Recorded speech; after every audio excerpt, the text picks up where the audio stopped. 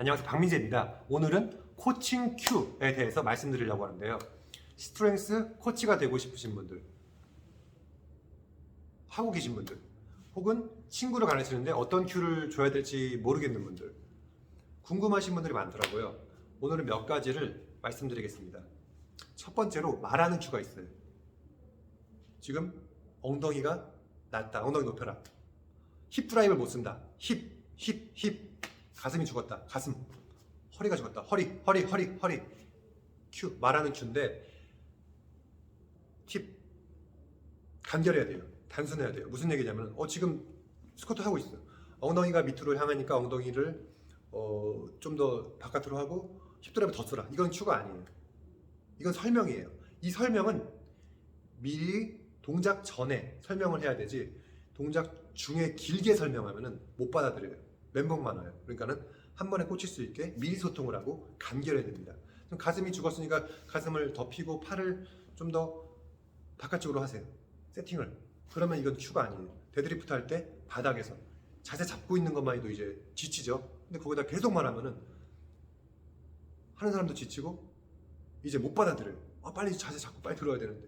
그러니까 미리 설명을 해놓고 가슴, 팔 넓히고 팔 이렇게 강조할 수 있어요. 팔 하면 허리 같은 것도 말려도 있잖아요.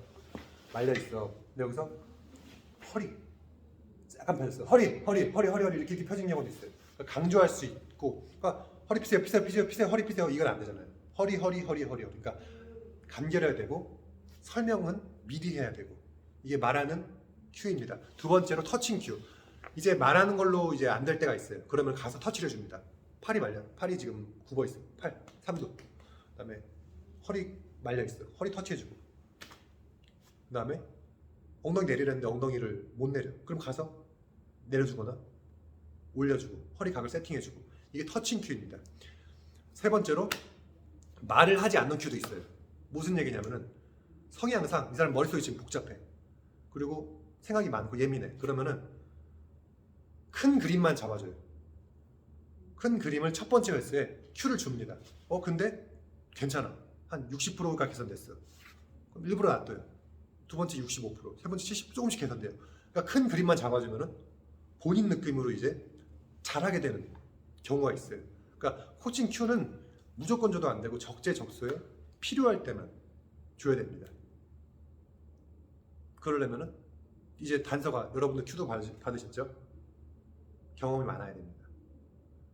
내 운동 경험이 많아야 되고 많이 가르쳐 봐야 되고 이런 피드백을 받았어요.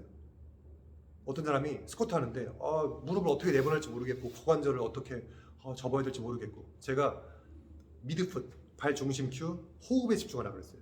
스쿼트가 잘 된대. 왜냐면은 이제 오히려 생각이 너무 많아지면 안 되거든요. 예를 들어서 여러분들 눈 감아보세요. 지금 눈 감아보세요. 그 다음에 원숭이를 한번 생각해 보세요.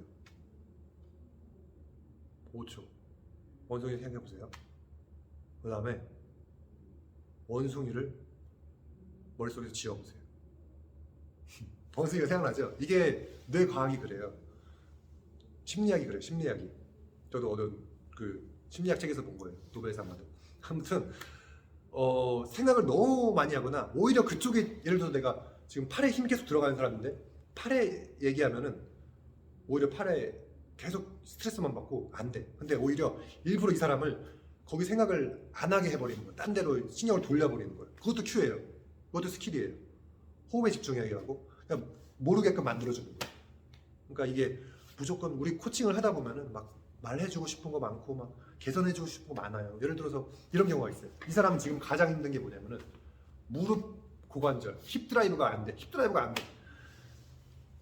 이거를 지금 가장 개선하고 싶고 가장 힙 드라이브가 기본이에요. 스쿼트. 그러니까는 그걸 알려줘야 되는데 지금 스쿼트를 했는데 그립 내가 좀 전에 그립을 알려줬는데 그립을 또 이상하게 가져왔어. 또 가르쳐준 거 다르게. 근데 지금 이 사람 보니까는 온 신경이 지금 엉덩이 어떻게 쓸지 계속 그것만 생각하고 있어요. 그러면은 이 얘기 안 해요. 그냥 그러니까 참는 거예요. 지금 이거를 얘기해봤자 얘도 안 되고 이제 얘도 안 돼. 그러니까 이거 그냥 본인 그냥 지금 편하게 놔두고 엉덩이 일단 힙드라이브 집중하게 해줘. 힙드라이브 개선돼. 한 2세트 해. 3세트째 이제 느낌이 와. 본인도 되니까는 기분도 좋고 이제 되니까는 거기서 또 긍정적인 시너지가 생겨. 그러면은 세 번째 때 이제 그립을 잡아줍니다. 그럼 거기서 힙 드라이브도 되고 그립도 개선되는 그런 상황이 생깁니다. 그래서 어떻게 하면은 일단은 큰 그림을 가져갈지, 어떻게 하면은 이 사람 지금 나한테 운동을 배우러 왔는데 어떻게 하면은 가장 많이 가져가게 해줄지, 어떻게 하면 가장 많이 개선시킬 수 있을지, 이를 큰 그림을 봐야 돼. 예를 들어서 이런 사람이 있어요. 선수들 중에서도 데드리프트하는 제가 항상 말씀드리는 게 팔이 펴져야 된다고 말씀드렸잖아요. 근데 팔이 힘이 들어가고 굽혀져. 근데 허리 다리는 잘 써. 허리도 잘 펴져 있고 다리도 잘 써. 근데 그걸 잘 끌어. 그러면은 이론상 팔 피는 게 좋지만은 이걸로 계속 해보면 자세도 안 변하고 이걸 잘해. 그럼 그냥 그대로 가는 겁니다. 역도 선수 중에 중국 선수들 중에 이렇게 한 사람도 많죠. 그러니까 5%, 3%, 10%는 어떻게 보면 90%를 위해서 중요하지 않은 거죠. 이게 어떻게 보면 경험입니다. 저 사람은 저런 느낌을 잘 가지고 오는 거예요. 그래서 기본 메카닉은 알아야 돼요. 기본 메카닉. 가장 중요한 게 뭔지. 지렛대 원리. 데드리프트 할 때 당기는 원리, 지렛대가 뭔지. 스쿼트 할 때 어떻게 운동이 되는지. 이론을 알고 나면은 이제 조금씩 변형되는 거. 개개인의 특성. 저 사람 저렇게 하면 편한가? 예를 들어서 데드리프트 할 때 기본 스탠스가 이 정도잖아요. 이 정도. 왜냐하면은 넓으면 넓을수록 이제 그립 넓이도 넓어지고 끄는 길이도 높아져 갖고 무게는 많이 못 듭니다. 그래서 데드리프트 스탠스는 너무 불편하지 않는 선에서 좁은 편이 좋아요. 근데 이런 사람이 있어요. 보통은 원래는 등치가 크고 고관절이 크고 다리가 큰 사람들이 스탠스가 넓거든요. 근데 말랐는데도 넓게 잡는 선수들이 있어요. 근데 보통 이런 경우 다리 쓰는 느낌, 허리 쓰는 느낌이 편해. 그러면은 가동 범위가 늘어나더라도 이 사람이 이걸로 잘 되니까 오히려 이렇게 하면은 장기적으로 봤을 때 더 잘 들어. 그러면은 그렇게 가는 거예요. 그러니까 이론적으로는 그렇지만은 이 사람이 다리 잘 쓰고 허리 잘 써. 이런 거를 알고는 있어야죠. 예를 들어 최근에 어떤 분이 질문을 주셨는데 본인은 스쿼트를 하는데 역도 선수처럼 상체를 세워서 멋있게 하고 싶대. 근데 다리가 길고 상체가 짧대. 그러면 이런 분들은 어때요? 상체가 숙여질 수밖에 없어요. 왜냐하면 발 중심이 여기 있기 때문에 미드풋. 여기서 다 설명드릴 수 없고 미드풋에 따라서 본인 체형에 맞게 상체 각이 형성이 되죠. 근데 이 사람이 억지로 세워봐. 그러면 밸런스가 무너집니다. 답변을 드려야 돼요. 이제는 다리가 길고 상체가 짧으니까 어쩔 수 없이 하이바를 하더라도 상체가 좀 숙여질 수밖에 없다. 이거는 체형에 따라 다른 거다. 그리고 말씀드렸어요. 본인이 멋있게 하고 싶으면 보통 제가 영상은 못 봤지만은 가슴이 죽은 거예요. 다리가 길고 상체가 짧은 사람도 이게 가슴이 살아있으면 스쿼트 할 때 상체가 세운 것처럼 보여져요. 상체 각은 좀 이렇게 숙여질지 모르겠지만 그러면 봐도 멋있어요. 그러니까 그런 거를 알고 있어야지 이제 해답을 줄 수 있고 코칭을 할 수 있죠. 그래서 이론적인 거, 메카닉, 기본 메카닉.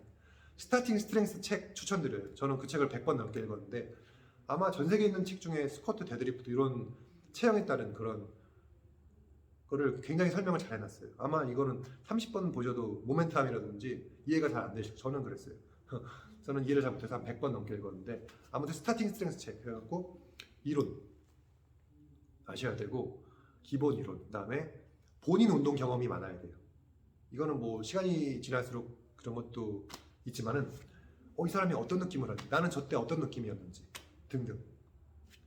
코칭을 할수록 내 운동 실력이 늘고 내 운동 경험이 많을수록 코칭 실력이 늘어지고 이게 선순환으로 이게 나선형으로 그리면서 이제 코칭 스킬이 올라갑니다. 내 운동 실력도 늘고 코칭 스킬도 늘고 그래서 많이 하고 많이 가르쳐야 돼요. 세 번째로 많이 봐야 돼요. 저 같은 경우는 뭐 역도장에서도 항상 보지만 많이 보는 게 엄청나게 중요해요. 못 본다 그러면은 유튜브에서도 저는 계속 봐요. 역도 선수들 어떻게 어떤 느낌으로 하는지 저 사람 팔다리 길이에 따라 어떻게 운동을 하는지 저 사람은 이론상은 이렇게 하지만은 저 사람 체형에 맞게 저렇게 힘을 쓰는구나 들게 만들어주는 거죠. 저 사람 저런 느낌이 맞는구나. 그 다음에 인터넷에 뭐 요즘에 인스타도 많고 유튜브 일반 사람 운동하는 거 보고 저 사람 어떤 느낌 하는구나. 이론 대입하고 내 경험 대입하고 코칭 경험 대입하고 그다음에 어떤 선수는 어떻게 했다 이런 느낌으로 했다. 이런 건 네 가지가 계속 선순환이 되면서 저거 보고 나 하고 이렇게 가르치고 하다 보면은 거기서 이제 스킬이 점점 쌓이는 것입니다. 그래서 많이 하시는 수밖에 없어요. 이거는 많이 하셔야 되고, 그리고 코칭은 아까 말씀드렸지만은 적재적소, 언제 말해야 되고 언제 말해야지 않아야 되는지 참을 줄도 알아야 되고, 심리적인 부분도 이게 사람 이거기 때문에 심리적인 거 굉장히 중요하고, 이런 선수들도 있어요. 이런 사람들도 막 최근에도 제가 뇌과학 앤드류 슈버맨이라는 그런 영국의 뇌과학자, 그 사람을 보면서 이런 강의를 해주더라고. 사람이 무엇을 배울 때 즐겨야 된다. 무슨 얘기냐면은 우리가 어렸을 때는 막 플레이풀하잖아요. 막 즐기면서 하고 막 도전도 하고 두려움이 없고 저것도 해보고 이것도 해보면서 빨리 배워져요. 어린애들이 빨리 배우잖아요. 이게 뇌신경 가소성인데, 신경 가소성이 간단하게 말씀드려서 뇌신경이 연결이 돼갖고 어떤 스킬을 할 때 기술이 느는 거예요. 신경이 강화돼서 스트렝스 자세도 신경 개선이고 힘 세지는 것도 신경 개선이잖아요. 예를 들어서 뭐 내가 피아노를 치는 것도 신경 개선이고 어떤 스트렝스도 스킬이니까. 그러니까 이게 뭐냐면은 너무 막 스트레스 받거나 결과에 너무 집착하거나 너무 이게 압박을 받으면은 이 신경 가소성이 일어나지 않아요. 그러니까 어느 정도는 즐기게끔 또 만들어줘요. 재밌게. 그러니까 이 신경 가소성을 떠나서라도 사람이 재미가 없으면 운동이 안 되고, 어떻게 하면은 지금 뭐 운동을 배우러 왔는데 세션을 최대한 재밌게 하면서 그 다음에 개선을 할 수 있을지를 계속 생각해야 돼요. 그건 저도 쉽지 않은 부분이고, 저도 이렇게 솔직히 저는 수천 명을 운동을 가르쳐 봤지만은 또 막히는 부분도 있어요. 운동을 코칭하다 보면은. 그리고 제가 하나 더 말씀드리고 싶은 게, 주변에 이런 분들 굉장히 많아요. 스트렝스 코치를 하고 싶대. 근데 지금은 실력이 안 돼서 못하게. 그러면 안 돼요. 당장 해야 돼요. 무슨 얘기냐면 저는 운동을 모를 때부터 운동을 가르쳤어요. 운동을 모를 때부터. 무슨 얘기냐면은 루바 포지션 빠 놓는 거 모를 때부터 그냥 가서 가르치는 거야. 그래도 나보다 못하는 친구들 우리는 가르칠 수 있잖아. 부모님 가르칠 수 있고 친구도 가르칠 수 있잖아. 그런 것부터 시작해야지 이제 실력이 쌓이지. 이제 이론 공부하고 이제 3대 400 이상 찍어야지 코치 내가 생기고 몸을 어느 정도 좋아야지 이렇게 하면은 늦어요. 그러니까 그런 어떻게 보면은 깡다고 라기보다는 그런 게 필요하죠. 그런 게 필요해요. 일단은 하는 거. 보통 사람들 그런 걸 약간 두려워하시더라고. 이제 나는 이렇게 하면은 유튜브 영상을 내가 이런 강의를 올리면은 사람들의 지적을 받을까 봐 두렵고 막 이런 게 많거든요. 그게 아니라 하면서 배워요. 하면서 가속이 붙어요. 근데 이렇게 되고 나서 하면은 늦습니다. 그래서 계속 하고 미리 지금 시작해야 돼요. 지금 더 많이 가르쳐야지 실력이 늡니다. 그리고 연구를 굉장히 많이 하셔야 돼요. 주변에 스트렝스 코치 분들도 많지만은 연구를 굉장히 많이 하셔야 됩니다. 그냥 저도 아까 좀 전에 말씀드렸지만은 저는 일부러 심리학 측도 보고 그런 뇌과학도 보고 그냥 다 봐요. 그러려면은 또 운동 가르치는 것도 재밌어야 되고 내 운동도 재밌어야 되고, 그러니까 이것도 재미잖아요. 그러니까 재미가 가장 중요합니다. 내가 재밌어야지 그런 공부도 지치지 않게 할 수 있고 이제 우리는 가르치는 것도 재밌고 그런 게 있습니다. 그래서 이 코칭 자체는 할 말이 굉장히 많은데 오늘은 여기까지만 말씀드릴게요.